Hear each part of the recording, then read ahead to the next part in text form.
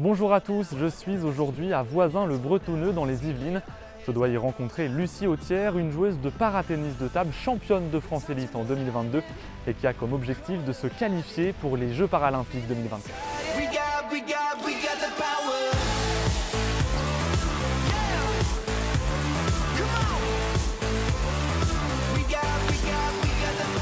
Bonjour Lucie.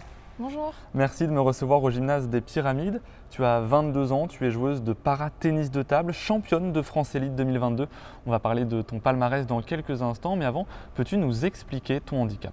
Alors, je suis hémiplégique de naissance. J'ai fait un AVC dans le ventre de ma maman, ce qui a paralysé tout mon côté droit. Paralysé, ça ne veut pas dire que je ne peux rien faire. Il y a certaines choses que je peux faire, d'autres que je ne peux pas faire. Ça ne m'empêche pas d'être championne en para-tennis de table. Justement, comment a débuté ton histoire avec le para-tennis de table? Comment est-ce que tu as découvert ce sport? J'ai découvert ce sport grâce à ma sœur. On a 5 ans d'écart et quand elle en faisait, je voulais faire pareil qu'elle et la battre, bien sûr. Et du coup, mes parents ont essayé de trouver un club adapté parce que j'étais en situation de handicap et que je ne pouvais pas aller n'importe où. Je suis tombée sur un club très bien à Évry qui m'ont appris le tennis de table. Et de fil en aiguille, je suis devenue sportive de haut niveau, j'ai fait des compètes, etc., etc. Alors tu parles de ta sœur, de tes parents. Globalement, comment ta famille te soutient dans ton parcours en tennis de table? Ils me soutiennent moralement, financièrement aussi. Ils viennent me chercher, par exemple, j'ai pas la voiture, donc je me déplace qu'en transport en commun. Et quand j'étais pas en colocation à Montigny-le-Bretonneux, et je faisais Voisins-le-Bretonneux, Antony, tous les jours. Il y avait des fois, je finissais à 22h30, 23h. C'était impossible pour moi de prendre un bus parce que j'avais 1h30 de transport pour revenir à Antony. Donc mes parents venaient me chercher, ils venaient m'encourager en compète. Mon père, il m'a coaché. Il vient par exemple au championnat d'Europe m'encourager aussi. Et on va en parler. On va en parler de ces championnats d'Europe aussi dans quelques instants. Avant, je le disais, en 2022, tu as décroché ton premier titre de championne de France élite en classe 6-8. Tu as aussi participé à des compétitions partout dans le monde. Aujourd'hui, quel est ton plus beau souvenir avec le paratennis de table? J'en ai pas particulièrement parce que j'ai fait tellement de compètes et j'ai eu tellement de bons souvenirs que je ne sais pas lequel sélectionner. Je peux peut-être te parler des 2 compétitions que j'ai faites à Taïwan. Cet été donc? Cet été. Bien sûr, où avec ma partenaire de double, on avait gagné le tableau en double dame. Et individuellement, j'avais gagné une japonaise qui était devant moi à la ranking en simple. Aujourd'hui, tu es qualifiée pour les championnats d'Europe qui se dérouleront au Royaume-Uni. On en parlait juste avant. Quels sont tes objectifs désormais? Faire médaille en simple et médaille aussi en double dame. L'objectif ensuite, j'imagine, c'est de se qualifier pour les Jeux Paralympiques. Pour les Jeux Paralympiques, mais les Jeux Paralympiques sont encore loin et il y a encore beaucoup de compétitions avant les Jeux. Ça représente quoi pour toi les Jeux Paralympiques? Les Jeux Paralympiques, ça représente un investissement de 8 ans de ma vie, donc, où j'ai mis beaucoup de choses en stand-by.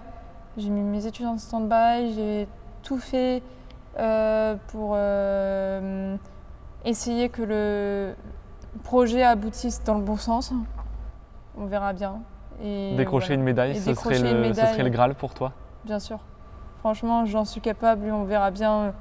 Mais les Jeux, c'est encore loin. Et il faut déjà se qualifier avant de penser à la médaille qu'on peut faire aux Jeux. Tu es également très investie dans le handisport en général. En avril, par exemple, tu as participé à la journée parascolympique, une journée scolaire de sensibilisation au handicap. Pourquoi avoir participé à cet événement? J'ai participé à cet événement avec le club de Skyping parce qu'il me semblait important que je partage mon expérience auprès des plus jeunes. Je suis beaucoup intervenue dans les écoles.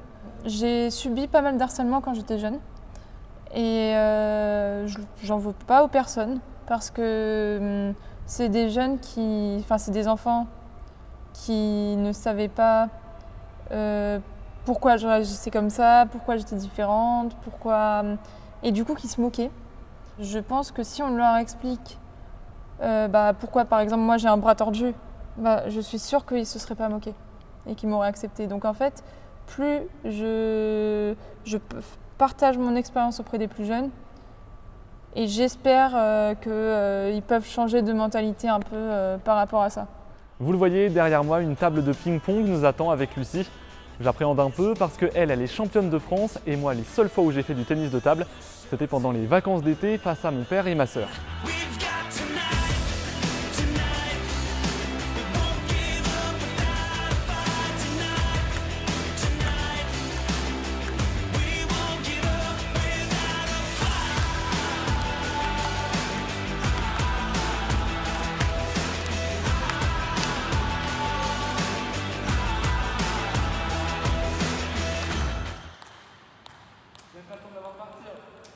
Lucie, on va maintenant parler du para-tennis de table un peu plus en détail. Tout d'abord, quelles sont les règles de ce sport?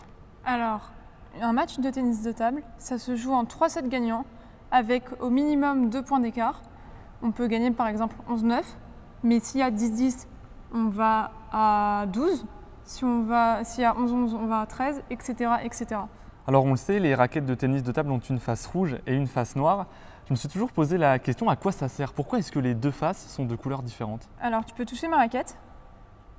Comme tu vois, ma face rouge, elle accroche. Ça veut dire qu'on peut mettre de l'effet. Alors que la face noire, vas-y, touche-la. Ah oui, c'est pas du tout la même texture. Il y a des pics au long. Ça veut dire que ça inverse les effets, c'est une plaque de défense. Il existe aussi des pics au court, où c'est fait pour attaquer. Et en fait, le problème, c'est qu'il y en a qui tournent la raquette. Et si on a 2 faces de la même couleur, on ne saura jamais, on saura vraiment au dernier moment avec quelle plaque on a joué. C'est pour ça qu'il faut toujours 2 couleurs différentes.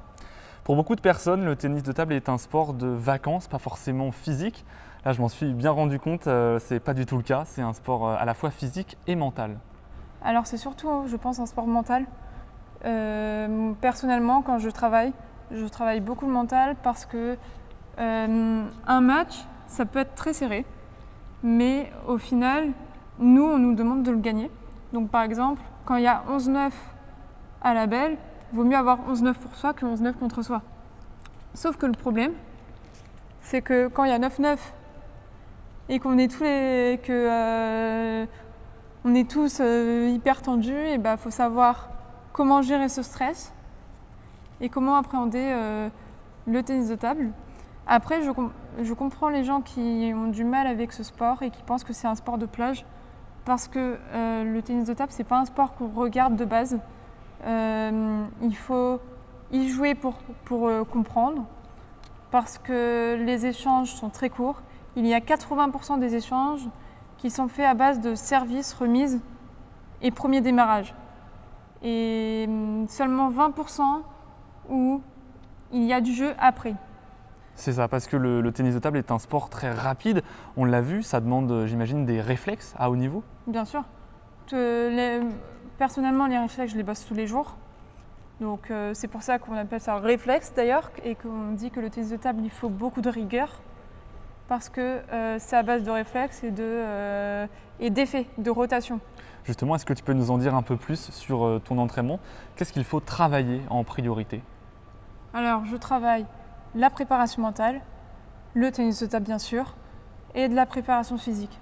Je m'entraîne 2 fois par jour. Je fais une séance de tennis de table et j'alterne entre préparation mentale, préparation physique, plus préparation physique d'ailleurs.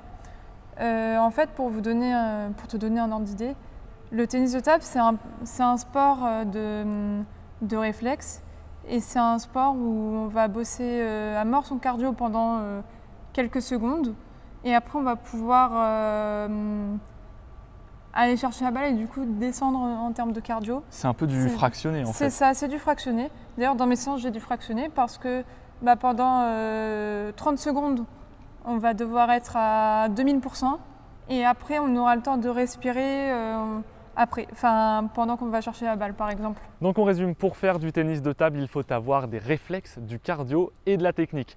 Le Max Sport, c'est terminé, j'ai été ravi d'animer cette émission. Sachez que vous pouvez retrouver l'intégralité des épisodes sur notre site et notre application Radio Sensation.